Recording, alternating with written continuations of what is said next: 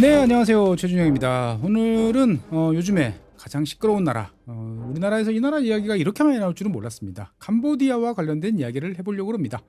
많은 분들께서 방송에서 그리고 뉴스를 통해 가지고 캄보디아에서 벌어지는 여러 가지 끔찍한 일에 대해서 분노하고 왜 이런 일이 벌어지는지에 대해서 의구심을 갖습니다. 사실 뭐 여기에 대해서는 여러 가지 드릴 말씀이 많습니다만 아직까지 진행되고 있는 여러 가지 사항들이다 보니까 제가 말씀드리는 것은 좀 적절하지 않은 것 같아서 오늘은 지구본 연구소답게 과연 그러한 이슈의 중간에 선 캄보디아라는 나라는 도대체 어떤 나라인가라는 이야기를 좀 해보려고 합니다. 대한민국 분들한테 캄보디아를 아시는 분들 같은 경우에는 보통 이제 앙코르와트, 그렇죠. 사실 캄보디아는 뭐 어떻게 보면 앙코르와트 원툴이다라고 할 정도로 앙코르와트 이꼬르 캄보디아 이런 나라였습니다. 그런데 그것을 제외하고 나면 과연 뭐? 라는 게 대한민국 많은 분들의 일반적인 인식일 수밖에 없습니다. 그래서 이제 뭐 좀 역사나 지리를 좀 아시면 인도 차이나 반도의 베트남 옆 나라 정도로 알고 있는데 오늘부터 몇 번에 걸쳐서 한번 이 캄보디아와 관련된 이야기를 좀 해보려고 합니다. 끔찍한 이야기도 많이 나올 것 같고 슬픈 역사도 나올 것 같고 다른 한편으로 보면 화도 많이 날 것 같은 그런 이야기입니다. 네, 일단 캄보디아 어디 있느냐라고 보면은 지금 화면에 보시는 것처럼 인도 차이나 반도에 있습니다. 인도 차이나 반도는 과거 프랑스 식민지였죠. 그래서 위치를 보시면 지금 지도에 보시는 것처럼 왼쪽에는 태국이 있습니다. 그리고 동쪽에는 오른쪽에는 이제 베트남이 있죠. 그리고 그 위쪽에는 라오스가 있습니다. 그리고 이제 밑으로 보면은 태국만 하고 접해 있는 바다가 있는 그러한 국가다라고 이제 볼 수가 있겠습니다. 전체 면적은 이제 한 18만 제곱킬로미터 정도 되니까 대한민국의 한 1.8배 정도 되고요. 지도를 보시면 동쪽으로 동서가 좀 길게 보이는 이제 그러한 모습입니다. 그래서 동서는 580km, 그다음에 남북으로는 한 450km 정도 되니까 대충 감이 오실 겁니다. 그리고 이제 해안선 같은 경우는 한 340km 정도가 돼 있다 보니까 위쪽에 있는 내륙 국가인 라오스보다는 그래도 상황이 좋은 그런 나라다라고 이제 볼 수가 있겠습니다. 그리고 지도를 보시면 다시 보시면 여기 파란색 줄이 이렇게 쭉 내려오죠. 그래서 저 위에서부터 흘러내려온 메콩강이 흘러가는 이제 그러한 지역에 있는 나라다라고 볼 수가 있겠습니다. 그래서 상당히 이제 평평하고 그다음에 습지, 호수 이런 것들이 많은 나라다라고 이야기를 하고 있습니다. 인구는 이제 1784만 명, 한 1800만 명 정도 안 된다라고 보시면 되겠고요. 전체 민족의 98%, 97%는 이제 크메르족입니다. 거의 단일 민족이다라고까지 이야기를 할 수 있겠죠. 그러면 크메르족은 뭐 어떻게 생겼냐라고 하면 약간 이제 관광 포스터 스타일이긴 합니다만 이러한 이미지라고 대략 생각을 하시면 되겠습니다. 그래서 이 크메르족의 전통적인 풍습, 의상 뭐 이런 것들에 대해서는 다음 시간에 다시 말씀을 드리겠고요. 그러면 이제 많은 분들이 궁금해하는 거는 나머지 3%는 누구냐라고 이제 말씀을 하실 텐데 뭐 여러 소수민족들이 있습니다. 뭐 참족이라는 소수민족도 있고요. 참족 같은 경우는 지금 이런 이미지입니다. 참족이 있고요. 그 다음에 이제 옆 나라인 베트남계 사람들도 있고요. 그 다음에 중국계 사람들도 일부 존재를 합니다. 그리고 실제로 아주 소수, 그러니까 뭐 한 7,000명, 10,000명 정도의 소수민족도 한 17 정도의 종족이 추가로 더 있다라고 보시면 되겠습니다. 그래서 이러한 이제 크메르족이 압도적인 우위를 점하고 있는데 크메르족 대부분은 이제 농업에 종사를 하고 있고 그 다음에 소수이지만 존재하고 있는 중국계는 상업, 역시 중국계군요. 그 다음에 이 참족 및 이제 베트남계는 주로 어업에 종사하는 나름대로의 또 역할 구분이 일정 부분 있다라고 이야기를 하겠습니다. 그래서 소수민족 아까 말씀드렸던 이런 이제 소수민족 같은 경우는 뭐 쿠이족, 탄푼족, 스티엥족, 부통족 등등 해가지고 많으면 한 15,000명, 작으면 한 5,000명, 7,000명 정도라고 보시면 되겠습니다. 그래서 이제 이 제일 다수를 이루고 있는 이 크메르족, 크메르인 같은 경우에 보면은 역사적으로 봤을 때 아주 오래전부터 지금 현재 캄보디아 이 지역에 터잡고 있던 이 지역의 주인이다라고 말씀드리겠습니다. 그런데 이제 오랫동안 이 지역에 있었습니다만 주변의 나라들이 힘을 찾고 강화되는 그 국면을 접하면서 많이 동화가 됐다라는 이야기도 있습니다. 그래서 태국, 베트남 이런 나라들의 이제 여기도 마찬가지로 주도 민족들이 있죠. 이 민족들이 세력을 넓혀가면서 일부 병합되거나 아니면은 저쪽으로 동화되는 이러한 역사들이 좀 있었습니다. 그래서 이제 뭐 타이족, 라오족 이런 사람들한테 상당 부분 흡수된 또 그러한 역사를 가지고 있는 것이 크메르인이다라고 보시면 되겠습니다. 그래서 우리나라 많은 분들은 캄보디아 그러면은 앙코르와트, 시엠립 이런 식으로 생각을 하고 끝 나는데 의외로 많은 캄보디아인들이 대한민국에 와 있습니다. 우리나라에 와 있는 외국인 통계를 쭉 보면 당연히 제일 많이 들어와 있는 나라는 중국입니다. 중국 중에서도 한 절반 정도는 이제 조선 계열이고 나머지는 순수 이제 다른 이제 한족 등 쪽이고요. 네팔 사람들도 상당히 많이 들어와 있는데 신기할 정도로 이 캄보디아인들도 우리나라에 많이 들어와 있습니다. 순위로 따지면은 7위입니다. 7위. 그래서 한 7만 명 정도가 현재 우리나라에 거주하고 있다라고 이제 보시면 되겠고요. 서울에 계시는 분들은 일요일 날이나 이럴 때 어디죠? 해화동 성당에 가면 앞에 이제 필리핀 분들이 많이 와 계신 거를 보실 텐데 필리핀 사람들도 꽤 많다라고 생각이 드는데 필리핀 사람보다 더 많이 대한민국에 와 있는 사람들이 캄보디아 사람들이다라고 보시면 되겠습니다. 그러니까 우리는 잘 모르지만 우리와 함께 하고 있는 그러한 사람들이 캄보디아 사람들이다라는 점도 기억을 하시면 좋겠습니다. 우리가 캄보디아 이렇게 부릅니다만 정식 국호는 캄푸지어 왕국입니다. 지금 화면에 보이시는 이게 이제 크메르어 캄보디아어입니다.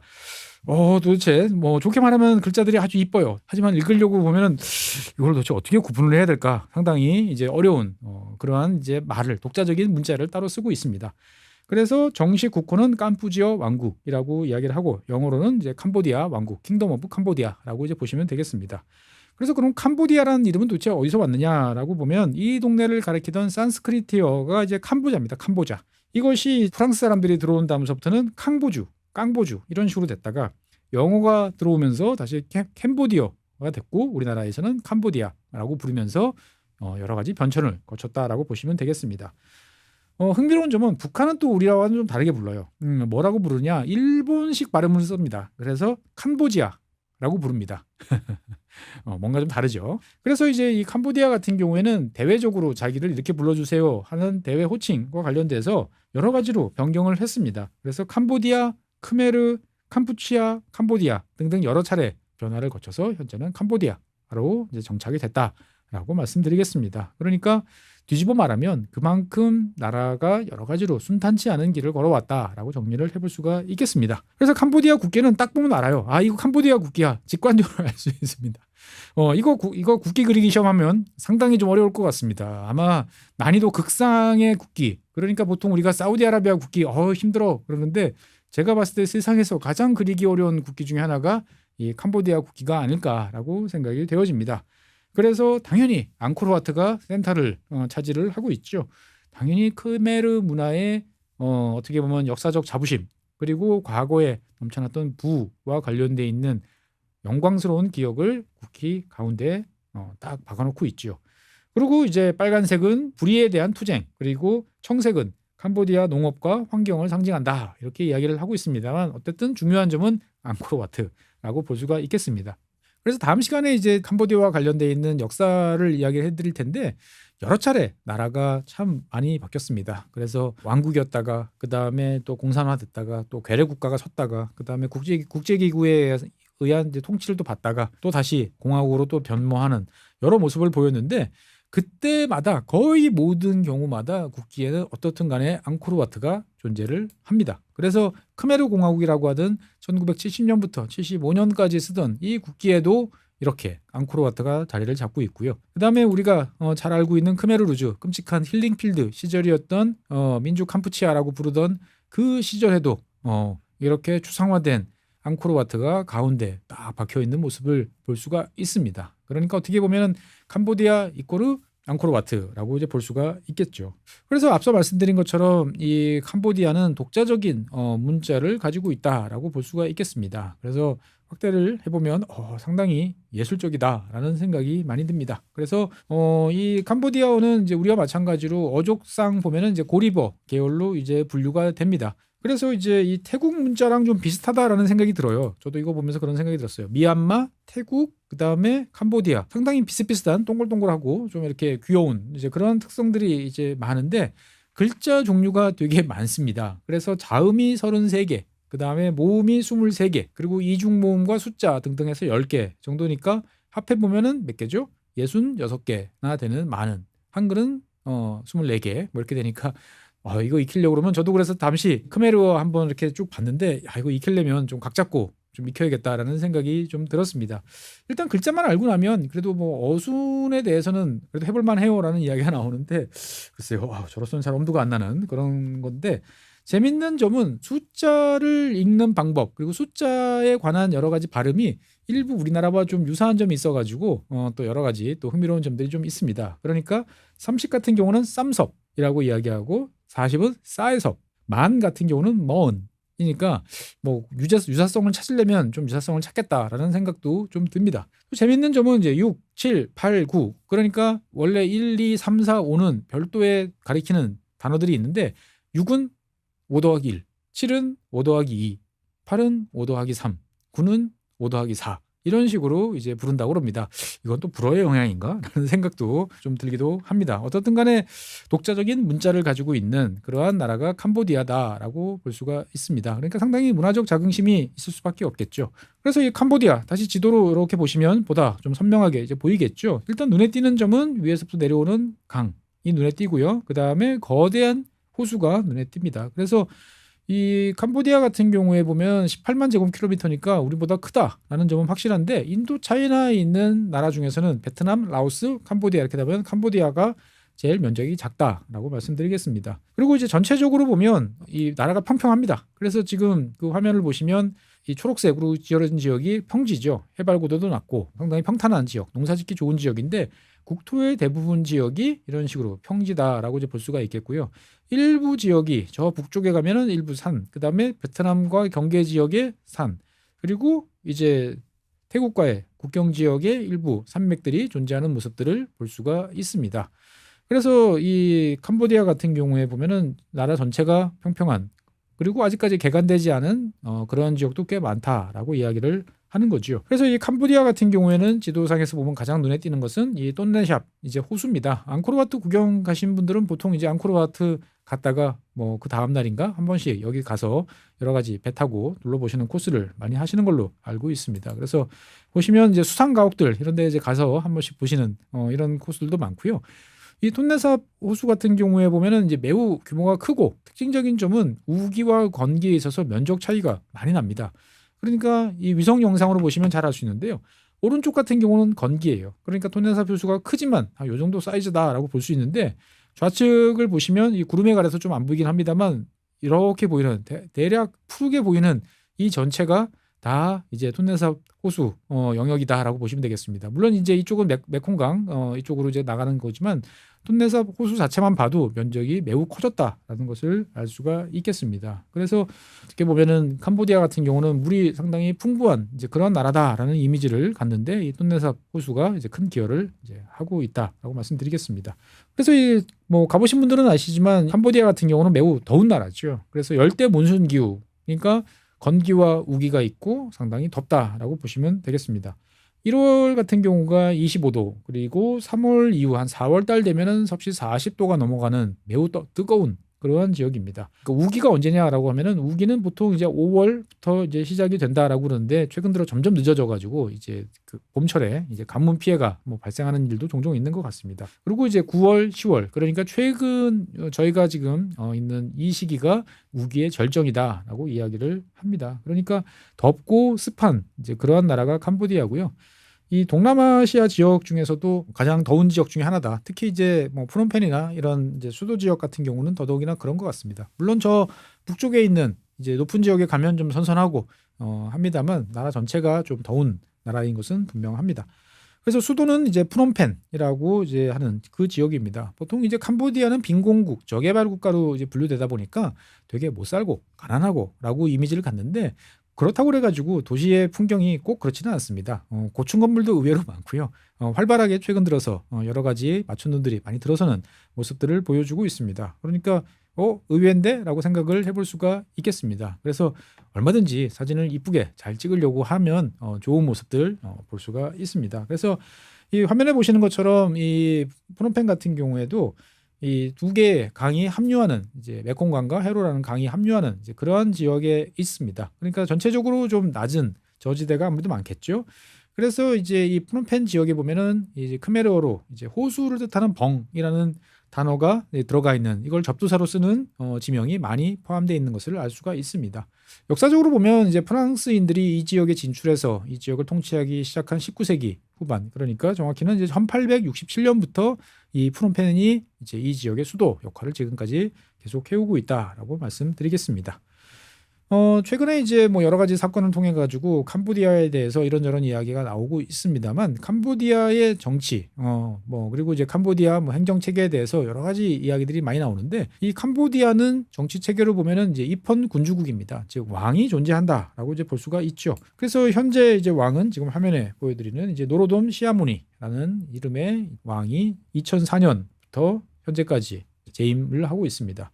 사실 이제 캄보디아의 국왕 그러면은 나이가 좀 있으신 분들 이분 이름을 들어봤다라고 그러면은 연식을 좀 인정하셔야 됩니다. 시아누크 국왕이 정말 오랫동안 이제 국왕으로서 여러 가지 참 풍운하처럼 많은 시절을 보낸 이분이 이제 시아누크 국왕이죠. 시아누크 국왕 같은 경우는 지난 2012년에 사망했으니까 벌써 13년이 지났네요.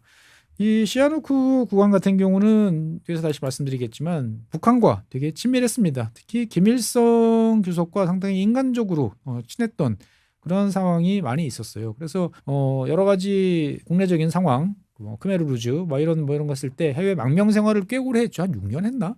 저는 그때 이제 주로 중국 그리고 북한 이런 지역에서 살았고요. 당시에 이제 김일성 주석이 시아누크 국왕에 대해서 이제 별도의 뭐 별장 같은 건물을 지어주고 여러 가지 편의를 이제 봐주기도 이제 했었습니다. 그래서 북한에서 한 6개월 정도 계속 체류를 했던 것으로 이제 기억이 됩니다. 그래서 캄보디아는 입헌 군주국이다, 왕이 있는 나라다라고 이제 보시면 되겠고요. 기본적으로 이제 의원 내각제죠. 입헌 군주제는 대부분 의원 내각제입니다. 그래서 총리가 이제 존재를 하고 있죠. 그래서 총리 같은 경우에 보면 화면을 보시는 이분입니다. 그래서 훈마넷이라고 하는 뒤에서 말씀드릴 이제 오랫동안 최장수 총리를 했던 훈센 총리의 이제 아들이다라고 기억을 하시면 되겠습니다. 그래서 기본적으로 의원 내각제인데 국왕이 있다 보니까 여러 가지 절차들이 조금은 약간은 복잡한 면이 좀 있어요. 그러니까 일단 일당 제일 다수당이 총리 후보자를 추천을 합니다. 그러면 왕이 여기에 대해서 너 총리 후보라고 일단 지명을 해줍니다. 그러면은 그것을 바탕으로 해가지고 내각을 구성을 하죠. 그러면 내각을 구성을 하면 캄보디아 의회에서 신임 투표를 합니다. 당연히 뭐 통과될 가능성이 없겠죠. 그러면 그 신임 투표가 된 결과를 가지고 캄보디아 국왕이 이제 일괄적으로 임명합니다. 그래서 총리와 각부 장관 뭐 이런 사람들을 한꺼번에 이제 임명하는 구조로 된다라고 이제 말씀드리겠습니다. 그래서 이 캄보디아 같은 경우는 양원제입니다. 그래서 하원 같은 경우는 125명의 의원으로 구성이 되는데 각 지역별로 비례대표제를 합니다. 그러니까 권역별 비례대표로 의원들을 뽑는다라고 기억하시면 되겠고요. 임기는 5년입니다. 그러니까 하원이 있으면 당연히 상원도 있겠죠. 상원은 이제 미국을 따라서 했는지 6년입니다. 그런데 이 상원 의원은 국민들이 직접 투표로 뽑는 것이 아니고 각 지역 평의회라고 하는 꼬뮌 같은 이제 이런 조직이 있는데 이 꼬뮌에서 선출을 이제 하게 됩니다. 물론 여기는 이제 선거죠. 그러니까 간선제 같은 이제 그런 느낌이라고 보시면 되겠습니다. 그래서 전체가 이제 62명이라고 말씀드렸는데 실제로 선거를 통해서 간선제를 통해서 뽑히는 사람들은 58명이고요. 그럼 나머지 4명이 빕니다. 이 4명은 캄보디아 의회에서 2명을 지명을 하고요. 나머지 2명은 이제 국왕이 지명을 하는 식으로 이제 운영이 된다라고 말씀드리겠습니다. 그래서 이 최근에 캄보디아와 관련돼서 여러 가지 이야기를 하다 보면 이제 나라가 부패했다, 썩었다, 뭐 누구도 믿을 수 없다, 행정 관료들이 범죄 조직과 결탁이 돼 있다라고 이야기를 하는데 결국 거슬러 올라가다 보면 이분을 만나게 됩니다. 훈센 전 총리입니다. 훈센 총리. 그래서 얼마 전에 이제 태국과 캄보디아가 또 실제로 전투를 막 벌이면서 또 이 태국 수상 그리고 이제 높은 이 계층하고 훈센 총리와의 어떤 대화 통화 기록이 누출이 되면서 여러 가지 또 복잡한 상황이 연출이 되기도 했는데 이 훈센 총리는 기록을 가지고 있어요. 세계 최장수 독재자라고 말씀드릴 수 있습니다. 그러니까 몇 년 했죠? 38년 동안 캄보디아를 통치를 했으니까 정말 오래 통치를 했습니다. 1985년에 만 32살. 그러니까 이것도 최연소입니다. 그러니까 최연소로 최장수 총리를 했던 거죠. 그러니까 38년 동안 다스렸다라고 기억을 하시면 되겠고요. 그러니까 1985년에 처음에 총리가 됐을 때는 약간 얼굴마당 같은 당시에 이제 실권자가 있었고 그 밑에 2인자로서 총리 역할을 이제 시작을 했는데 1991년부터 본격적인 통치를 했다라고 이제 보통 알려져 있으니까 그렇게 따지면은 이제 조금 더 짧아지긴 합니다만 어떻든 간에 총리 직함을 38년 동안 유지를 한 사람이 훈센 총리다라고 말씀드리겠습니다. 그래서 이 훈센 총리 같은 경우에는 이제 그 2023년 8월에 이제 아들 아까 말씀드렸던 훈마낫한테 총리직을 이양을 했습니다. 그러니까 세습이죠, 세습. 그래서 캄보디아 국가는 훈센 집안의 나라다라고 말씀드리겠고요. 보통 독재 그러면 이제 일당 독재라고 이야기를 하는데 이 캄보디아는 일당 독재가 아니고 1인 독재 또는 1인 한 가족 가문 독재라고 이제 부르는 게 맞는 것 같습니다. 1952년 생이니까 우리 나이로 따지면은 이제 73 정도 되는 나이입니다. 그래서 혈통을 거슬러 올라가면은 이제 중국계 피가 섞인 중국계 이제 그 캄보디아인이다라고 이제 보시면 되겠고요. 그래서 이제 본인의 어떤 한자 이름도 별도로 이제 가지고 있습니다. 그래서 이 양반이 이제 이 총리가 되게 된 이유를 보면 처음에는 크메르 루즈 옛날에 킬링필드를 이제 만들었던 그 크메르 루즈와 합류해서 여러 가지 일들을 합니다. 그러다가 이제 여러 가지 끔찍한 일들을 저지르는 걸 보고 난 이건 아닌 것 같아라고 생각을 해서 1977년에 베트남으로 이제 도망을 가게 됩니다. 그러니까 25살에 이제 베트남으로 건너가서 베트남에서 체류를 합니다. 그러다가 이제 78년에 그 베트남이 도저히 캄보디아를 내버려 둘 수 없다라고 하면서 이제 베트남 침공을 하게 되는데 그 당시에 이제 같이 따라가서 여러 가지 역할들을 이제 수행을 하면서 본격적인 권력의 이제 길에 접어들게 됩니다. 그리고 이제 4년 후인 1982년에 부수상 겸 외무부장이라고 하는 82년이면 몇 살이에요? 만 30살입니다. 만 30살에 부수상 겸 외교부장. 어마어마한 그러니까 여러 가지로 사람을 끌어들이고 신임을 받는 그런 능력이 있었던 것 같습니다. 그리고 아까 말씀드린 대로 1985년부터 총리직을 역임을 했으니까 현대 이제 크메르 루즈 이후에 캄보디아라는 나라가 성립된 이후 지금까지 그냥 훈센이라는 사람이 계속 다스려 왔다라고 말씀드리겠습니다. 38년 동안 어떻게 그렇게 다스려 왔냐라고 이야기를 하면 뭐 결국 결론은 뻔합니다. 뭐죠? 부정선거, 쿠데타, 뭐 정적 탄압, 암살, 기타 등등 모든 방법을 동원해서 지금까지 정권을 유지했다라고 이야기를 드리겠고요. 38년이나 총리를 하다 보니까 우리나라 언론들과도 여러 번 인터뷰를 했고요. 우리나라에도 여러 번 찾아봤던 기억이 납니다. 우리나라 대통령으로서는 문재인 대통령 때 아마 정상회담을 했던 것으로 기억이 나는데 옛날 인터뷰 기록들을 몇 개 보면 이제 박정희 대통령과 본인을 되게 동일시하고 싶어 한다라는 느낌을 좀 받았어요. 그러니까 내가 나라를 새롭게 재건을 하고 나라를 발전시킨다. 그래서 나는 박정희 대통령을 존경한다라는 이야기가 나오기도 했고요. 1980년대 기록을 보니까 이제 전두환 대통령을 존경한다라는 이야기도 좀 나오고 있습니다. 어쨌든 이 훈센 총리는 오랫동안 정적들을 탄압하고 뭐 여러 가지 방법들을 동원해 가지고 총리직을 쭉 지켜오다가 지난 2023년에 이제 개최된 선거에서 125석 하원 125석 중에서 이제 120석 거의 뭐 싹쓸이죠. 하는 총선 승리를 하면서 이제 그해 8월 22일 날 총리에서 사임을 하고 아들한테 총리직을 넘겨줍니다. 그러니까 아들한테 넘겨줘도 기반이 튼튼하다라고 생각을 하고 이제 갔던 거죠. 그래서 38년 7개월 동안 총리로 재임을 했던 거고요. 하지만 그렇다고 해서 완전히 이제 뒤에서 은퇴 생활 하는 것은 아닙니다. 이 훈센 전 총리 같은 경우에 보면 이제 틱톡 계정을 가지고 있어요. 그래서 꽤 여러 장면들을 올립니다. 그래서 뭐 손녀들하고 놀아주는 뭐 이런 것도 있고요. 뭐 드라마 중국 드라마였던 것 같은데 뭐 이런 거 보는 모습들도 종종 올라옵니다. 그러니까 상당히 좀 재밌다라는 생각도 좀 듭니다. 그렇다고 해서 완전히 뒷방 늙은이로 이제 물러난 것은 아니고요. 그 2023년에 이제 총리에서 물러난 이후에 2024년 1년도 안 됐죠. 그러니까 한 6개월보다 더 되고 한 8개월 만에 상원 의장으로 지금 복귀를 했습니다. 그래서 현재 캄보디아 의회 상원 의장으로 지금 재직이 한 거죠. 그러니까 명목상 이제 실권은 아들인 총리한테 넘겨줬지만 자기도 역시 이제 아직까지도 정치 일선에서 활동을 하고 있다라고 이제 보시면 되겠습니다. 그래서 제가 이제 이 캄보디아는 족벌 체제다라고 말씀드렸는데 한번 보시면 왜 그런지 알 거예요. 일단 총리는 장남이죠. 차남은 국방부에 있습니다. 국방부에 우리로 따지면은 이제 정보사. 정보사라는 거는 정보를 이제 모으고 그 다음에 여러 가지 이제 첩보 활동. 그러니까 당연히 뭐 불법적인 활동을 할 가능성이 매우 높습니다. 그래서 차남이 이제 정보부대 대장을 지금 하고 있고요. 그 다음에 막내는 이제 장관으로 재직 중에 있습니다. 그리고 조카 사회는 이제 부총리에 있습니다. 주로 이제 이 밑에 있는 직계 이제 비속들 남자들 같은 경우는 이런 식으로 있고요.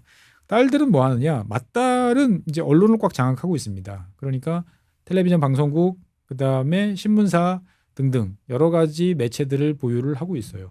그러니까 캄보디아 언론은 어떻게 보면 훈센 집안 거다라고 이제 볼 수가 있겠습니다. 그러니까 뭐 독재를 할 수 있는 여러 가지 요건들을 완벽하게 갖춘 그러한 상황이 이어지고 있다. 그래서 이 캄보디아 같은 경우에 보면은 우리나라와 북한의 동시 수교국입니다. 그래서 과거에 시아누크 국왕 이제 사례에서 말씀드렸다시피 이제 개인적인 친분이 상당히 강해서 우리한테는 이제 친북 국가로 오랫동안 알려져 왔습니다. 하지만 이제 점진적으로 이 북한과의 거리를 좀 두려는 노력들을 지금 해왔고요. 그러다 보니까 이제 대북 제재와 관련돼서 동참하는 모습들을 보여주기도 했습니다. 코로나가 오기 전이죠. 캄보디아 같은 경우 앙코르와트 가시면 거기 이제 한국 음식점들이 이제 몇 개가 있는데 그 중에 이제 북한 정부가 운영하는 북한 음식점들이 있었습니다만 대북 제재 이후에 이것을 폐쇄하도록 조치를 하는 등 북한과는 이제 거리를 좀 더 왔다라고 볼 수가 있겠습니다. 그러니까 이제 그 국왕이 있을 때 그리고 김일성이라는 어떻게 보면 개인적인 친분이 있는 사람이 있을 때는 그쪽 노선을 따랐지만 김일성 사후에는 북한과는 거리를 좀 두면서 어떻게 보면 한국과 더 친밀한 관계를 유지를 하고 있는 상황이다라고 정리하겠습니다. 우리나라 같은 경우에 보면 이제 과거에 국교를 수립했다가 크메르 루즈 뭐 이런 사건이 벌어지면서 이제 외교 관계가 단절되고 공간이 철수를 이제 했었는데 1997년에 공식적으로 이제 외교 관계를 이제 다시 재개를 하게 됐고요. 2001년부터 이제 우리나라에도 캄보디아 대사관이 문을 열어서 양쪽 다 대사관이 있는 그런 나라다라고 말씀드리겠습니다.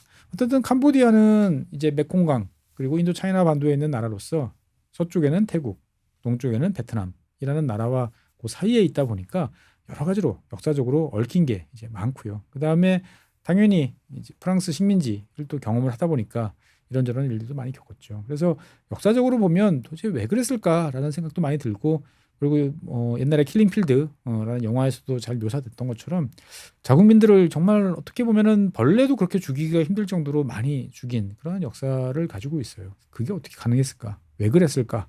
등등과 관련된 여러 가지 궁금증이 피어오르는 나라가 캄보디아다라고 말씀드리겠습니다. 어쨌건 알고 나면 좀 달라집니다. 그래서 우리는 여러 가지 이제 조직적인 범죄, 국제 범죄를 통해서 캄보디아라는 나라에 대해서 여러 가지로 새삼스럽게 생각해 보는데 캄보디아 알면 알수록 생각해 볼 거리가 많은 나라다라는 말씀드리면서 다음 시간에는 캄보디아 역사 그리고 밥 먹고 사는 경제 등등과 관련된 이야기를 이어서 진행해 보도록 하겠습니다. 네, 오늘 준비한 사안은 여기까지입니다. 다음 시간에 새로운 주제로 여러분을 찾아뵙겠습니다. 고맙습니다.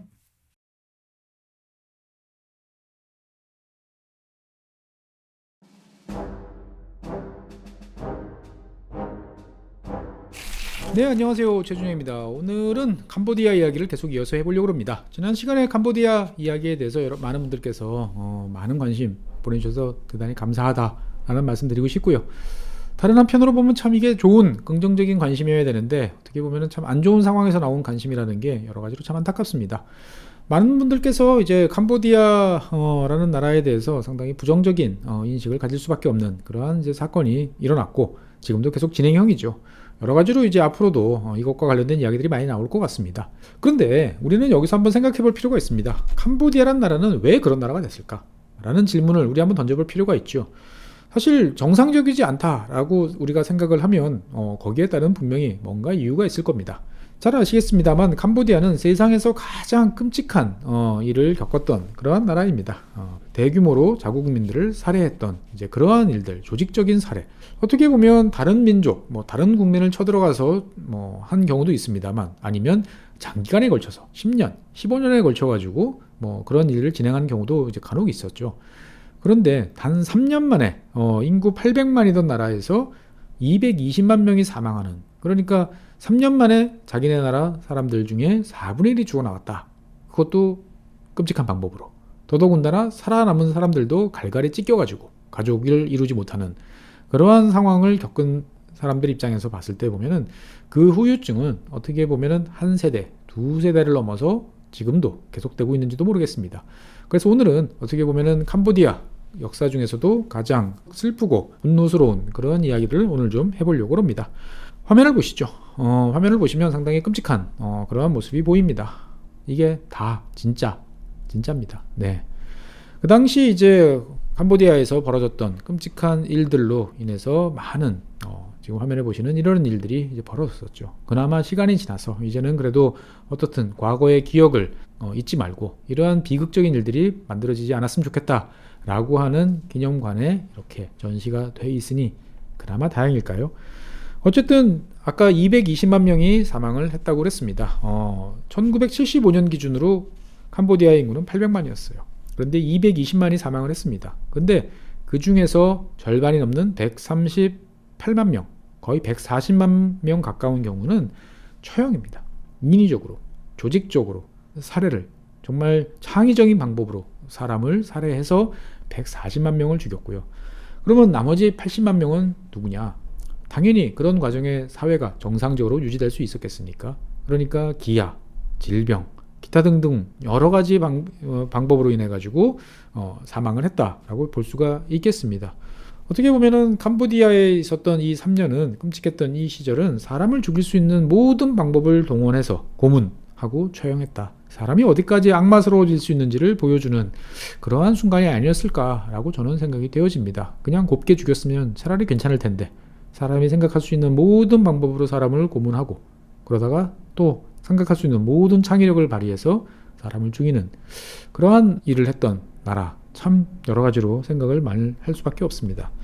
이 당시에 이러한 이제 일을 자행했던 크메르 루주의 수장이었던 폴포트는 그런 이야기를 했어요. 한 명의 적을 살리는 것보다 10명의 친구를 죽이는 게 낫다. 이게 뭔가 지금 번역이 잘못됐나? 라고 해서 여러 번 제가 다시 읽어봤습니다.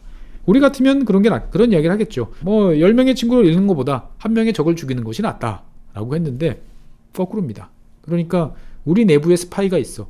우리 내부에 우리의 이념과 사상을 위반하고 남들을 좋게 해주는 간첩 같은 인간들이 점점 많아지고 있어. 라고 하는, 어떻게 보면 납득되기 어려운 이유로 인해서 자국민들을 200만 명을 넘게 3년 만에 살해한 그러한 쓰라린 역사가 캄보디아의 역사다라고 말씀드리겠습니다.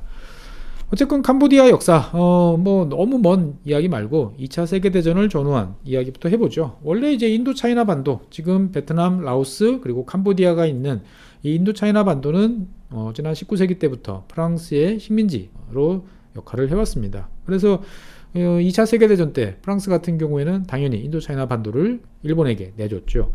그래서 일본이 점령하고 있는 이제 그러한 상황 속에서 시아누크, 지금 화면에 보이시는 이 시아누크 국왕, 저번 시간에도 말씀드렸습니다. 김일성과 함께 있는 사진을 한번 보여드렸었죠. 이 시아누크 국왕 같은 경우는 이제 독립을 이제 선언을 했습니다. 하지만 2차 세계대전 때 프랑스가 승전국이고 다시 인도차이나 반도로 프랑스가 돌아오자 일단은 보호령으로 다시 간 거죠. 그래서 프랑스와 캄보디아는 여러 가지 협상을 이제 합니다. 사실 프랑스 입장에서 봤을 때는 캄보디아, 그리고 라오스, 베트남 이 모든 지역을 다 커버할 사실 능력은 없었습니다. 프랑스 입장에서 봤을 때 제일 중요한 것은 아마 베트남이었겠죠. 그러다 보니까 이제 이 시아누크 국왕 같은 경우에는 단계적으로 독립하는 이제 순차적인 방법을 채택을 했습니다. 그래서 1947년, 아직 보호령이었지만 어쨌든 캄보디아라는 나라의 독자적인 헌법을 이제 공포를 합니다. 그리고 1953년에 프랑스와 협상을 통해서 경찰권, 군사권 이런 것들을 이제 가져오게 됩니다. 그러니까 단계적으로 하나씩 갖고 오면서 이제 보호령에서 독립된 국가로서 변신을 하게 됐다라고 말씀드리겠습니다. 어떻게 보면 상당히 현명한 처사죠. 급격한 변화라기보다는 상대방의 어떤 다급함, 그리고 여러 가지 약점들을 잘 활용하면서 점진적으로 큰 문제 없이 독립을 달성을 했다라고 이제 볼 수가 있겠습니다. 그래서 독립한 이후에 캄보디아는 시아누크 국왕이 이제 왕을 당연히 이제 재임을 하는 캄보디아 1왕국이라고 우리가 보통 역사적으로 이야기를 합니다. 그래서 독립 이후에 캄보디아는 비동맹 중립 외교를 선언을 합니다. 당시에 이제 아시아 많은 국가, 인도네시아를 필두로 인도네시아를 필두로 한 많은 국가들이 이제 이 비동맹 노선, 우리는 소련 편도 아니고 그 다음에 미국이나 서유럽 편도 아니야 라고 하는 제3의 노선을 걸었었죠. 우리 입장에서 봤을 때는 상당히 회색 노선이고 이렇게 되면 결국은 반미 국가들의 모임에 캄보디아가 가입한 거 아니야 라고 볼 수도 있습니다. 그렇게 볼 수도 있죠. 그런데 다른 한편으로 보면 당시의 동남아 사정은 매우 좋지 않았습니다. 즉 베트남에서는 벌써 이제 전쟁이 벌어지고 있었죠. 북베트남, 그 다음에 프랑스, 이런 식의 여러 가지 전투들이 이제 벌어지고 있는 그러한 상황이었고, 많은 나라들이 이제 내전으로 죽고 죽이는 그러한 상황이 이제 계속 진행이 되고 있었습니다. 말레이시아, 인도네시아 다 여러 가지 상황이 있었죠. 이러한 입장에서 봤을 때는 특정한 노선을 꾀하다기보다는 외부와의 연결을 최대한 줄이고 영향력을 줄이고 우리끼리 안전하게 잘 살아보자 라고 생각을 하는 것이 그렇게 나쁜 판단은 아니었을 겁니다. 이러한 판단을 한 나라는 두 나라가 있습니다. 지금 말씀드리고 있는 캄보디아가 있고요.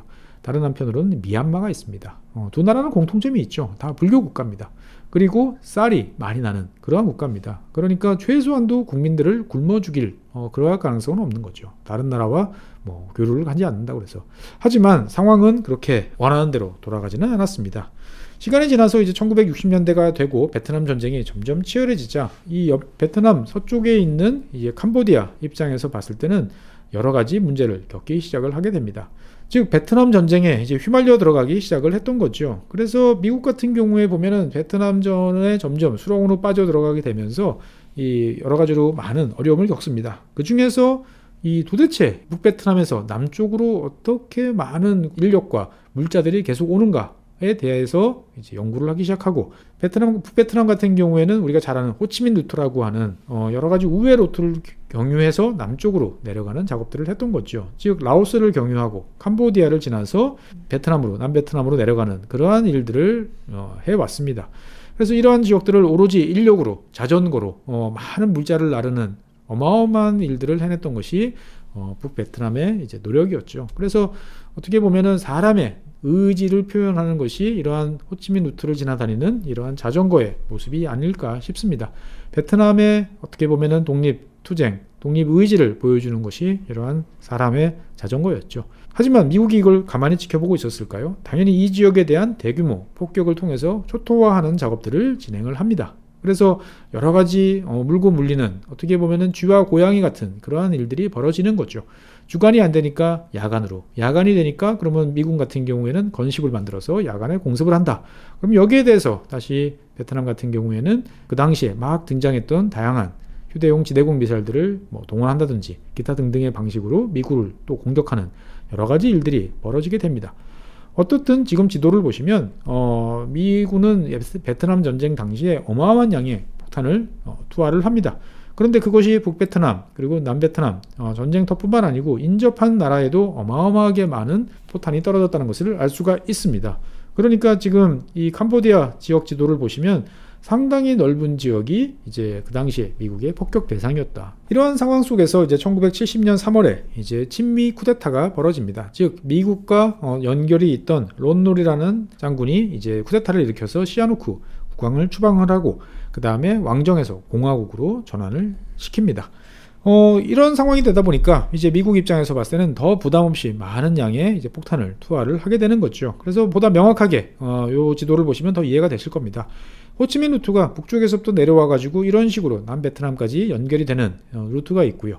이것을 저지하기 위해서 미국 같은 경우에는 어마어마한 양의 많은 폭탄을 투하를 합니다. 그러니까 전쟁을 치르지 않지만 초토화가 되는 그러한 상황을 맞이하게 되는 거죠. 당연히 여기에서 농사를 지을 수 있겠습니까? 농업국가인 캄보디아 입장에서 봤을 때는 농지가 황폐화됐죠. 사람들이 죽고 다칠 수밖에 없습니다. 두렵죠. 그럼 어떻게 되나요? 버리고 떠날 수밖에 없습니다. 안전한 지역, 폭격이 없는 지역 어딜까요? 수도인 프놈펜 이런 지역 같은 경우는 미국이 굳이 공습할 이유가 없겠죠. 그래서 인구가 한 50만, 60만 정도 되던 이 프놈펜에 갑자기 200만 명의 난민이 몰려드는 일이 벌어집니다. 당연히 나라는 혼란스러워지고 그 다음에 각자가 자기의 눈에서 자기가 먹을 것만큼 생산해서는 충분히 먹고 살던 나라가 갑자기 난민이 된 이 많은 사람들을 먹여 살릴 수가 없게 됩니다. 그러니까 식량을 작업하던 캄보디아는 미국한테 손을 내밀 수밖에 없고 어떻게 보면 미국에 대한 의존도는 더 높아지는 아이러니한 일이 벌어지게 됩니다. 미군의 폭격으로 인해서 난민이 발생하는데 미군의 도움으로 먹고 살아야 되는 이제 그러한 상황이 생겼던 거죠. 이러한 와중에 이제 그 캄보디아에서는 내부적으로 크메르 루즈라고 하는 혁명 세력들이 이제 득세를 하게 됩니다. 사실 이 당시에 동남아 많은 지역에서는 좌익 무장 투쟁 세력들이 성장을 하고 합종 연행을 하게 됩니다. 캄보디아에서는 크메르 루즈라고 하는 이제 붉은 크메르라고 이제 표현이 되겠죠.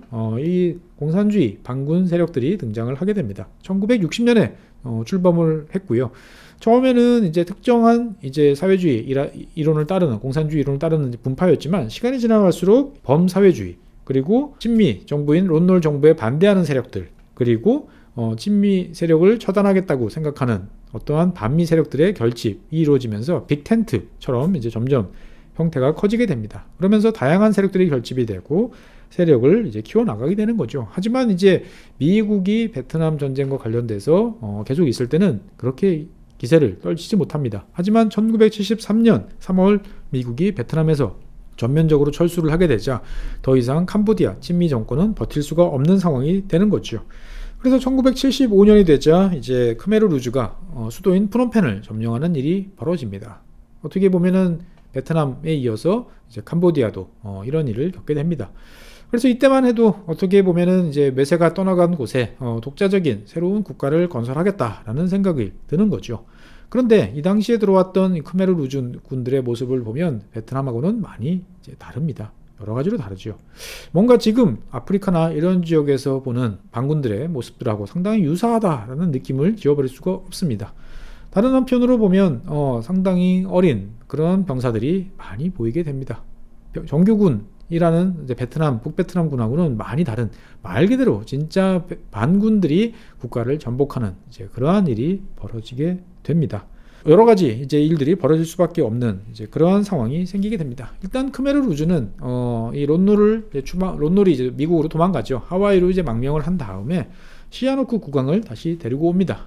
어쨌든 시아누크 국왕 입장에서 봤을 때는 이 크메르 루즈와 손을 잡고 자기가 권좌에 다시 복귀하는 것을 원했기 때문에 짧았던 이 두 세력의 이제 공존이 이루어졌습니다. 공산 반군과 그 다음에 국왕의 손잡기라고 하는 어떻게 보면 되게 독특한 상황이 생겼던 거죠.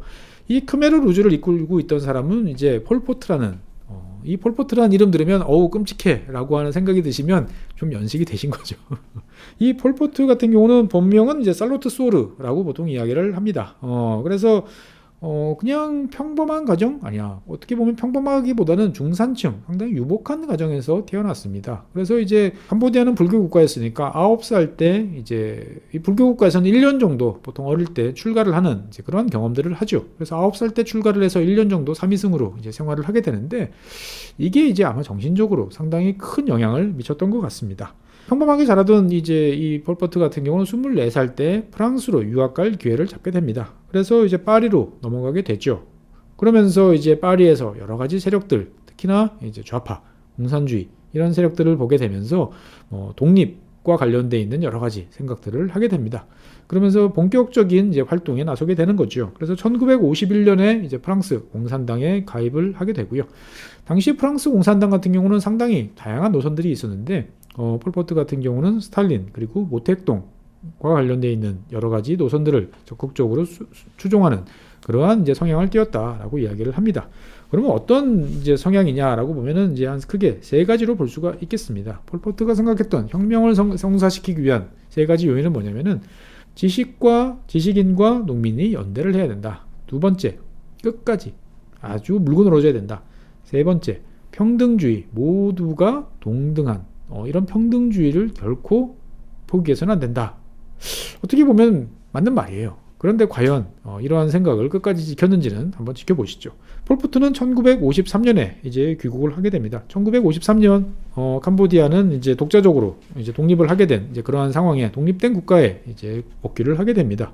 그러면서 이제 여러 가지 공산혁명과 관련되는 작업들을 이제 하게 되는 거죠. 그리고 앞서 말씀드렸던 1960년 이제 크메르 루즈가 출범을 하게 되는데 1963년 폴포트는 캄푸치아 노동당 서기장에 취임을 하면서 이 세력의 주도권을 장악을 하게 됩니다.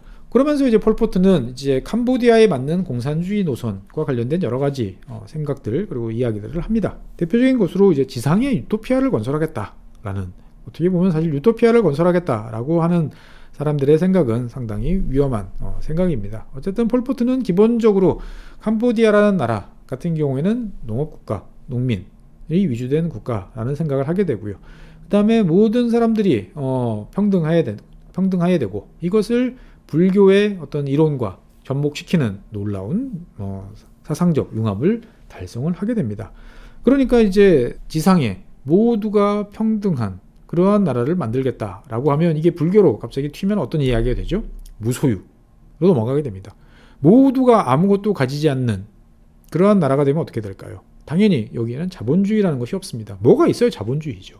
그러면 갑자기 바로 지극히 평등한 불교에 기반한 어떻게 보면 정신적으로 평온하고 모두가 평등한 캄보디아판 새로운 유토피아 폴포트 머릿속에 있던 나라가 등장을 하게 되는 거죠. 그러면 이런 나라를 만들려면 어떻게 해야 되나요? 자본주의 요소를 쓸어버려야겠죠. 자본주의 요소라는 건 뭘까요? 돈, 현대문명, 기술, 과학 그런 것들입니다. 그래서 폴포트는 도회적이고 개인주의적인 특성을 말소하는 것이 제대로 된 혁명의 길이다라고 이제 노선을 구체화시키기 시작을 합니다. 그러니까 이것을 긍정적으로 이야기해주는, 그나마 긍정적으로 이야기를 한다 그러면 이렇게 이야기를 할 수 있을 것 같아요. 막스 레닌주의를 소승불교 사상으로 융합시켰다. 이게 말이 되나? 라고 이야기를 합니다만 이렇게 언급을 합니다. 어쨌든 이러한 사고를 가지고 있던 크메르 루즈는 정글을 헤매다가 이제 도회지인 프놈펜을 점령을 하게 되는 거죠. 그러니까 이 프놈펜이라고 하는 것은 어떤 지역인가요? 수도, 도시, 많은 지식인들이 존재하는 이런 지역들은 자본주의, 척결해야 될 그 대상 자체입니다. 그래서 이 프놈펜에 입성하자마자 단 이틀 만에 어떤 명령을 내리냐, 모든 주민들은 떠나라 라는 이야기를 합니다. 누구는 떠나고 누구는 남으라가 아니고 모든 주민들은 즉각 떠나라 라고 하는 소개령을 내리게 됩니다. 그러니까 이 자본주의에 찌들은 도시민들은 유토피아를 만들기 위해서는 처절한 사상개조를 해야 된다라고 이야기를 하는 거죠. 그러면 그런 사상개조는 책을 봐서 되냐? 절대 아니다. 모든 것이 평등한 농촌, 농민으로 가서 내가 먹을 것을 내가 만들고 새로운 세상을 건설하기 위한 노동에 참여함으로써 가능해진다라는 이야기를 했던 거죠. 그러니까 모택동이 중국에서 이야기했던 문화혁명 당시 이야기했던 이제 하방을 온 국민에게 요구를 했다라고 볼 수가 있겠습니다. 근데 문제는 이러한 하방을 할 때 중국은 그나마 여러 가지 이런저런 요소를 따져서 어떨 때는 대학생, 어떨 때는 고위 관료 이런 사람들을 내려보냈습니다만 폴포트는 그런 거 없습니다. 도시에 있는 수백만의 사람들을 아무 준비 없이 당장 거부하면 그 자리에서 직결 처형이었습니다. 나가라. 수많은 사람들이 옷가지도 못 챙기고 먹을 것도 못 챙기고 아무것도 없는 상태에서 갑자기 목적지도 정해지지 않은 상태에서 도시를 떠나게 됩니다. 그러니까 이 지금 사람들 모습을 보면 그나마 손에 쥘 수 있는 것들은 무엇이든 들고 나왔습니다만 아무 준비 없이 아무 계획 없이 길거리로 몰려 나오다 보니까 어마어마한 혼잡이 벌어집니다. 당연히 끔찍한 일들이 벌어질 수밖에 없습니다. 단 일주일 후에 촬영한 프놈펜의 모습입니다. 텅텅 빈 유령 도시가 돼버리는 거죠. 정말 깔끔하게 사람들을 지워냅니다. 그래서 이 사람들은 다 어디로 갔나요? 농촌 지역으로 가게 됩니다. 그러면서 화면에 보시는 것처럼 광계, 수로를 파고 여러 가지 농지를 개간하고 하는 작업들을 하게 됩니다. 하루에 13시간씩 강제 노동을 하게 되는 거죠. 그러면 이 일에 대한 대가는 없습니다. 크메르 루즈는 집권하자마자 모든 화폐를 없애버렸습니다. 중앙은행 당연히 없애버렸죠. 그러다 보니까 화폐가 없기 때문에 어떤 노동에 대한 대가를 지불한다? 이건 자본주의적 개념이다 라고 이제 보게 되는 거죠. 그러니까 당연히 죽지 않을 만큼 사실 먹어도 죽습니다. 아주 소량의 배급으로 이제 의존해야 되는 그러한 일들이 벌어지는 거죠.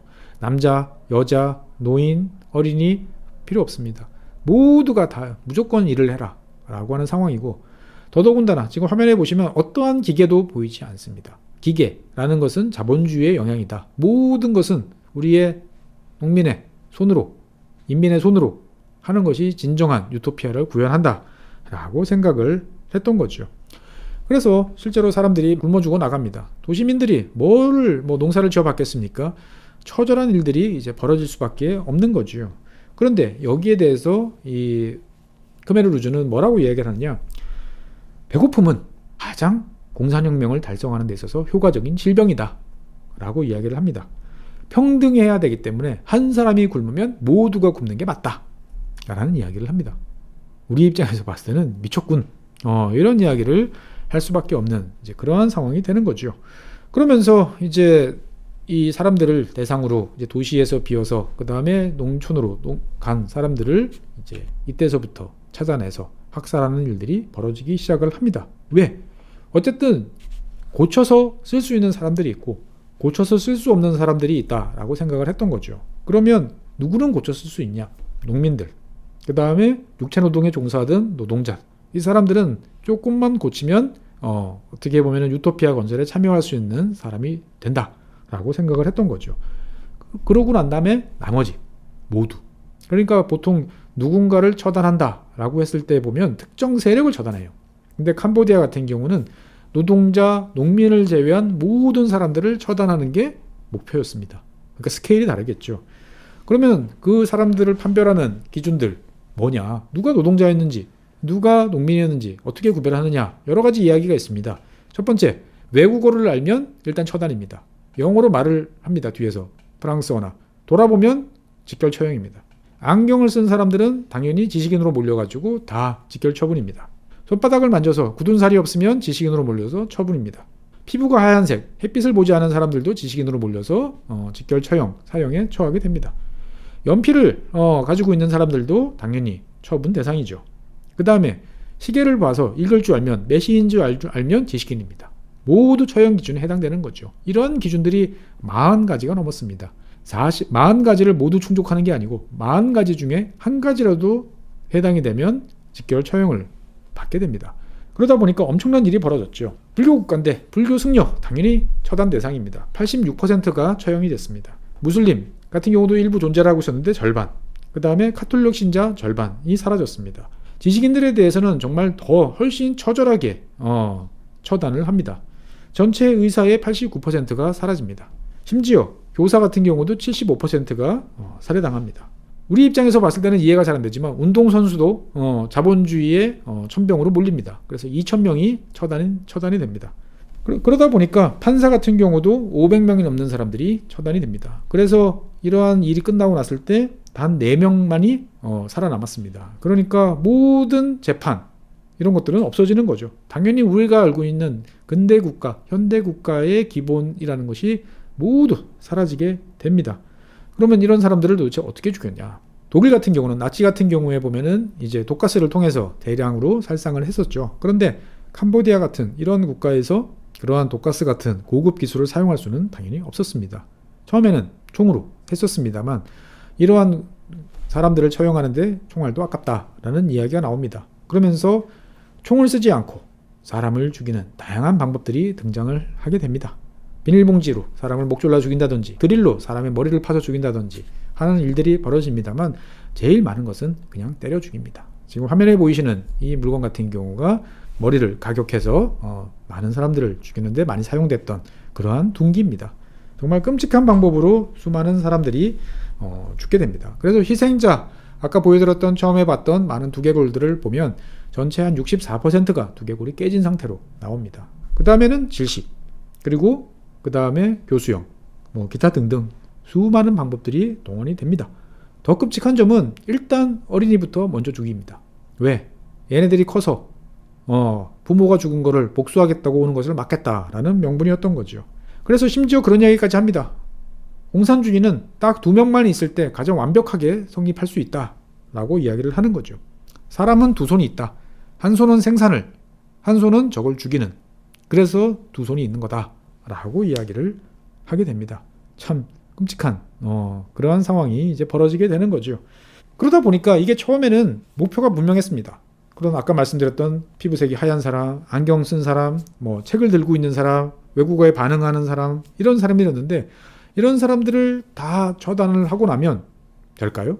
아니죠. 일단 처단이라는 것은 이런 식으로 한번 하기 시작하면 내부적으로 누군가를 찾아내서 끝없이 반복되는 경향이 있습니다.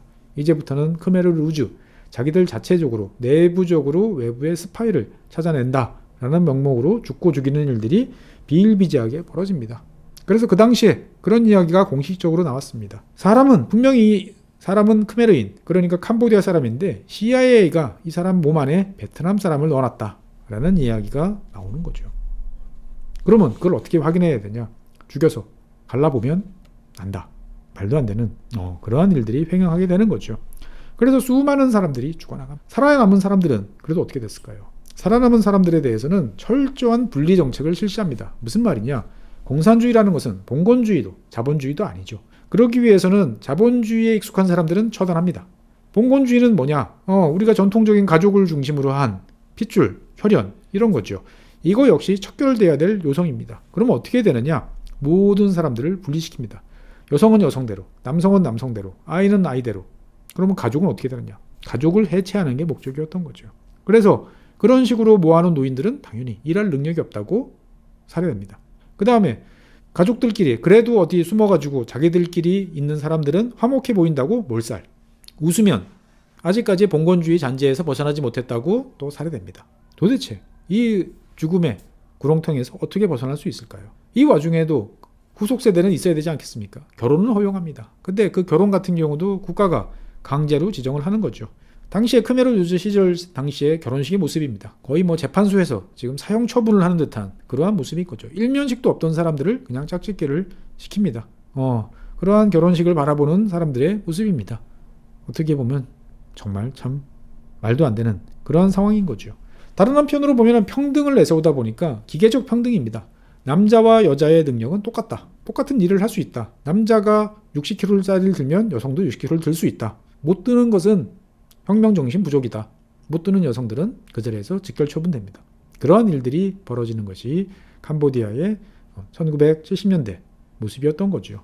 특히나 그러면 누가 이런 일을 벌였을까라는 궁금증이 생깁니다. 이러한 끔찍한 일을 벌이다 보면 사람이 제정신이 아닐 거다라는 생각이 듭니다. 그래서 이 크메르 루즈도 잘 알고 있었습니다. 이런 일을 멀쩡한 성인들한테 시키면 결국 무슨 일이 벌어진다라는 걸 알았던 거죠. 그럼 어떻게 되느냐? 이런 일을 할 전문적인 사람들을 양성을 합니다. 어린이들을 납치를 해가지고 세뇌 교육을 시킵니다. 반동분자들에 대한 고문은 즐거운 일이고 혁명을 완수하기 위한 당연히 해야 되는 일이다. 그 사람들을 그냥 죽이는 것은 그 사람들을 행복하게 해주는 길이다 라고 가르칩니다. 너희들이 집에서 있는 부모라는 사람들은 다 가짜다 라고 이야기를 합니다. 부모들이 말하는 이야기를 몰래 듣고 그거를 고발하고 그 부모가 처단되는 것이 어떻게 보면 너희들의 미션이다 라고 가르치는 거죠. 어떻게 보면 정말 끔찍한 그러한 일들, 우리가 설마 했던 일이 캄보디아에서는 비일비재하게 벌어지기 시작을 합니다. 그러다 보니까 자식이 부모를 고발하고 자식이 부모를 고문하고 자식이 부모를 죽이는 일들이 비일비재하게 벌어집니다. 어린이들은 아직까지 사고체계가 정립이 안 된 상태이기 때문에 이러한 일들을 어릴 때부터 세뇌 그리고 강압에 의한 경험하게 되면 당연히 강화될 수밖에 없는 거죠. 그래서 어떻게 보면은 이러한 세력들이 이제 어린이들을 납치를 해가지고 이러한 일들을 자행을 하게 되는 거죠. 끔찍한 그런 일이 벌어집니다. 도대체 이런 일을 왜 했을까요? 도대체 왜? 정말 이해할 수가 없습니다만 그래도 이런저런 나중에 여러 가지 일들을 학문적으로 조합해 본 사람들의 이야기에 따르면 그렇습니다. 모든 감정은 개인주의 소산이라는 것이 크메르 루즈 폴포트의 생각이었다라고 이야기를 합니다. 그렇기 때문에 이런 감정이라는 것이 있고 그 감정에 따라서 사람들이 반응한다라는 것은 결국 번뇌를 불러오는 길이다. 그 번뇌라는 것은 결국 어떻게 보면 평등한 삶, 단조로운 삶을 위배하는 것이다. 그러니까 그러한 감정을 없애거나 그러한 감정을 누르도록 만드는 거죠. 그런 말이 있습니다. 사람들이 꿈도 꾸지 못하면 욕망도 변화에 대한 생각도 없어진다 라는 것들을 크메르 루즈는 어떻게 보면은 3년 동안 220만 명을 처단하면서 실천에 옮겼는지도 모르겠습니다. 이러한 끔찍한 일들이 캄보디아에서 벌어지고 있다라는 이야기들이 소문으로 전해지게 됩니다. 인접한 태국을 통해서 서방 국가의 이야기 나옵니다. 우리나라에도 이제 이런 이야기들이 전해지기 시작을 합니다만 많은 사람들은 믿지 않았습니다. 특히 서방의 지식인들, 좌파 지식인들은 이것은 마타도어다. 어떻게 보면은 민족혁명을 성공시킨 크메르 루즈에 대한 이제 비난이다. 라고 이야기를 이제 하면서 애써 무시를 했었습니다. 그런데 결국 이러한 크메르 루즈의 일들은 옆나라인 베트남에 의해서 끝납니다. 왜? 이 크메르 루즈는 단순히 캄보디아 자체 자기네 국경선 안에 있는 사람들만 죽이는 게 아니고 심지어 국경을 넘어서 베트남에 있는 베트남 사람들까지 학살하는 일들이 벌어집니다. 1975년 5월 달에는 이제 여러분들이 그 베트남에 종종 여행 가시는 푸꾸옥 같은 지역을 침공을 합니다. 그래서 528명을 이제 살해를 합니다. 1977년에는 다시 바축이라는 동네를 침공을 해가지고 자그마치 3,157명을 살해를 합니다. 끔찍한 방법으로 살해를 합니다. 전체적으로 봤을 때 여러 차례에 걸쳐서 이런 일을 하면서 약 15,000명의 베트남인을 살해를 하는 거죠. 베트남으로서는 더 이상 묵과할 수 없다라고 생각을 하는 거죠. 그러면 이 세력들 말로 해결을 할까요? 해결이 안 되죠. 그래서 결국은 베트남이 이제 캄보디아를 침공하는 일들이 벌어집니다. 1978년 12월 달에 이제 베트남군이 캄보디아를 침공을 하고 얼마 안 돼서 한 달 만에 프놈펜까지 들어가는 일들이 벌어지면서 크메르 루즈는 정글로 이제 도주를 하게 됩니다. 그래서 베트남은 이렇게 새롭게 점령한 캄보디아에서 캄푸치아 인민공화국이라는 이제 괴뢰공화국을 이제 만들게 되는 거죠. 어떻게 보면 요즘으로 따지면 그렇습니다. 어느 지역에서 대규모 인권 침해가 발생을 해 우리나라에도 그 피해가 와. 그래서 옆 나라가 개입을 해서 그 세력을 몰아낸 그러한 상황이었죠. 하지만 당시에 이런 모습은 그렇게 해석되지 않았습니다. 당시에 이제 베트남이 전쟁에서 승리할 수 있도록 도와줬던 이제 중국 입장에서 봤을 때는 이 자식들 봐라, 기고만장해서 니들 멋대로 주변 지역을 대장 노릇한다라고 생각을 하게 되는 거죠. 그래서 손을 봐줘야겠다라고 생각했던 이제 이 중국 같은 경우에는 1979년 2월달 베트남 주력군이 캄보디아에 가 있는 사이에 베트남을 침공을 하는 중국 베트남 전쟁, 중월 전쟁이라고 하죠. 이것을 이제 발발하게 됩니다. 다른 한편으로 보면 이제 미국 같은 경우에는 베트남이라고 그러면은 이를 갈겠죠. 그래서 적의 적은 친구입니다. 베트남에 의해서 베트남군에 의해서 쫓겨난 크메르 루즈를 오히려 미국이 지원하는 그런 어이없는 일들이 또 이 시기에 벌어지게 됩니다. 그러면서 이제 캄보디아는 내전 상황에 이제 직면하게 되는 거죠. 도시를 점령하고 있는 베트남군, 그 다음에 거기에 대해서 맞서는 정글의 크메르 루즈. 어떻게 보면 참 아이러니한 이제 그러한 모습들이 벌어지게 됩니다. 그리고 이제 크메르 루즈뿐만 아니고 많은 세력들, 그리고 크메르 루즈도 분파를 거듭하게 되면서 주로 태국 국경 지역을 중심으로 해가지고 여러 가지 이제 게릴라전들이 벌어지게 됩니다. 이러한 게릴라전들이 벌어지면서 이제 어떤 일이 벌어지느냐, 지뢰라는 것이 등장합니다. 아무나 죽어라. 나는 내가 아는 길만 다니니까 나는 괜찮아. 남들은 죽어. 그러면서 여러 세력들이 앞다투어 지뢰를 깔아놓는 일들이 생기게 됩니다. 그러면서 지도에서 보시는 것처럼 캄보디아 전역에 이렇게 많은 지역에 수많은 지뢰가 깔리게 됩니다. 여러분들 기억하실지 모르겠습니다만 영국의 다이애나 황태자비 같은 경우도 이제 가서 예전에 지뢰 작업, 제거 작업 이런 것들을 하는 모습, 그 다음에 줄리아나 졸리 같은 이런 사람들이 캄보디아 가서 여러 가지 이런 활동하는 모습들을 떠올려 보실 수 있을 겁니다. 이 지뢰라는 것은 누가 묻든 상관없죠. 그리고 사람이 잊어먹으면 얘도 같이 잊어먹지는 않죠. 땅속에서 살아있다가 누군가 밟으면 터집니다. 수많은 사람들이 팔과 다리를 잃는 일이 벌어집니다. 어떻게 보면 정말 비참함의 끝장이 이제 캄보디아에 일이 벌어졌다라고 볼 수가 있겠습니다. 베트남 같은 경우에는 당시에 자기들이 이제 캄보디아를 침공했던 그 이유를 국제적으로 인정받기 위해서 캄보디아의 참상을 베트남이 처음으로 사진을 찍고 그러한 아까 처음에 보여드렸던 그러한 이제 여러 가지 모습들을 촬영을 해서 해외에 보여주는 일들을 하게 됩니다. 이러한 모습들인 거죠. 하지만 전 세계는 그 당시에 잘 믿지 않았어요. 그러다가 1980년대 이것을 경험했던 이제 몇몇 사람들이 탈출을 하면서 책을 쓰고 영화로 만들고 하면서 이것들이 진짜 그런 일이 끔찍한 일이 벌어졌구나라고 이제 사람들이 알게 됐던 거죠. 결국 이 베트남군 같은 경우에는 꽤 오랫동안 주둔을 하다가 1989년 9월 달에 철수를 하게 됩니다. 당연히 괴뢰공화국이었던 캄푸치아 인민공화국은 붕괴를 하게 됩니다. 그러면 여러 세력들이 다시 내전을 벌이는 그러한 일들이 벌어지게 되는 거죠. 하지만 이제 1990년대 이때쯤 되면은 이제 냉전이 끝나고 여러 가지 국제사회가 개입하는 이러한 이제 일들이 벌어지게 됩니다. 그래서 1991년에 캄보디아 평화협정이라는 것이 체결이 되는 거죠. 그래서 총을 내려놓고 일단 유엔이 이제 과도 정부를 구성한 상태에서 이제 나라를 만들어 보자라고 하는 이야기가 됩니다. 그래서 1993년에 이제 다시 헌법을 만들고 입헌 군주제로 돌아가겠다라고 이야기를 하면서 시아누트 국왕이 이제 복귀를 하면서 어떻게 보면은 이 길고 길었던 이야기, 하지만 강렬했던 이야기가 막을 내리게 됩니다. 그럼 폴포트는 어떻게 됐느냐? 정글 속을 헤매면서 계속적으로 내전에 참가를 하다가 결국 1998년에 사망을 하게 됩니다. 그리고 남아있던 이 폴포트 추종 세력들, 크메르 루즈 세력들이 이제 모두 소멸을 하면서 최소한 캄보디아 내에서의 내전은 마무리가 되게 되는 거죠. 길게 보면 한 30년 가까이 걸린 일입니다. 하지만 우리가 킬링필드라고 부르는 그 짧았던 그 일은 약 3년, 4년 만에 벌어진 일입니다. 어마어마한 일이죠. 우리 개인적으로 봤을 때 이러한 일을 누군가 옆에서 끔찍한 일을 겪으면 우리가 PTSD가 온다고 그러지 않습니까? 자다가 깨고 비명을 지르고 악몽에 시달리고 그러다가 심지어 자기 스스로 목숨을 끊는 그런 일들이 발생을 합니다. 캄보디아 사람들 같은 경우에는 한 세대가 날아갔다라고 보시면 되겠습니다. 그리고 단순히 남자들만 죽은 게 아니고 여성들, 할머니들까지 다 죽었죠.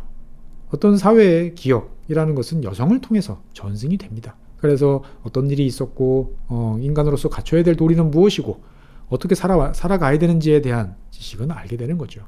캄보디아는 그게 없어졌어요. 말 그대로 정말 뿌리가 뚝 잘렸다가 살아남은 사람들이 집단적 PTSD에 시달리는 사람들, 이런 일을 했던 사람들이 모여서 새로운 나라를 만들겠다. 이게 과연 쉬운 일일까요? 어떻게 보면 우리는 캄보디아가 나라도 아니다 라고 이야기를 하기가 쉽습니다.